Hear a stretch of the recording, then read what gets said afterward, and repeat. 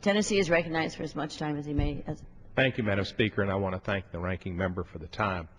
My committee, Courts, Commercial, and Administrative Law, has had hearings on these bills, the REINS Act, as well as the regulatory reform bills that have been proposed. And the REINS Act would require all measures that have a cost of $100 billion or more, before their regulations go into effect, within 70 days of the promulgation of those regulations, they'd have to be approved by a positive vote of this House and our equal House, the Senate, and signed by the President before they go into effect.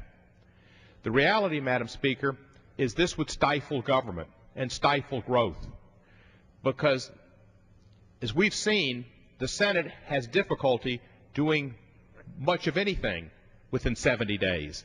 In fact, it had difficulty doing much in 2 years. And to ask the Senate, where any one senator can put down a slip on a judicial nomination or hold up legislation if they so choose, unless they get what they desire and want, the last vestige in reality that we have in this country of don't ask, don't tell, don't ask the senator what they want, don't tell what they got, all of these regulations would be at the whim and caprice of any one individual senator. That's not what the American public wants. The American public wants the government to work. They want the House and Senate to work. They don't want the system in the Senate to where one senator can kill almost anything, to where Senator No can stop the government from actively promoting the general health, welfare, safety of the American public.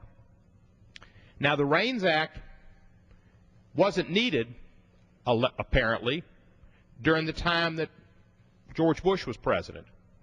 And yet there were more regulations and rules during that time than there have been during President Obama's time as president.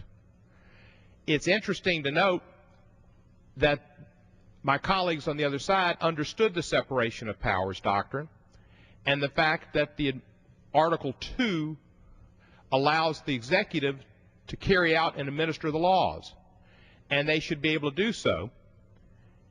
But once President Obama came into office and there was financial services reform, the financial services reform we needed, because without regulations, the financial services sector almost took this country into another Great Depression. They did take us into a Great Recession, costing us jobs and jobs and jobs and jobs. The high unemployment rate is the result of the lack of regulation in the housing industry and the financial service industry, where those two work together to almost bring down this nation's economy and the world's economy, to where we had a day when President Bush brought us the TARP to save our economy. And in a bipartisan fashion, we passed the TARP that Secretary Paulson told us we had to pass because we were on the brink, as President Bush also said, of financial collapse. Yes, financial collapse because of the lack of regulation. And yet, in this Congress, the 112th, we're being asked to say that no regulations would take effect unless the House and the Senate, that body known not for its alacrity, but for its quote-unquote deliberateness, would have to act and positively pass something within 70 days.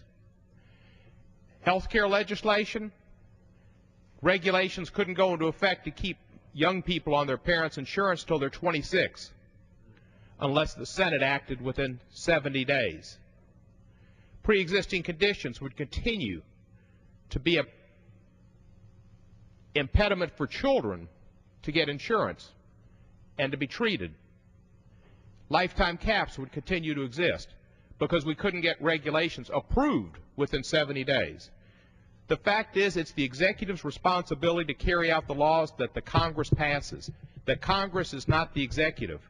And because Barack Obama is president is no reason to change what the founding fathers set up as a great document with 3 separate and equal branches of government being challenged now. The REINS Act would go back on what the founding fathers wanted.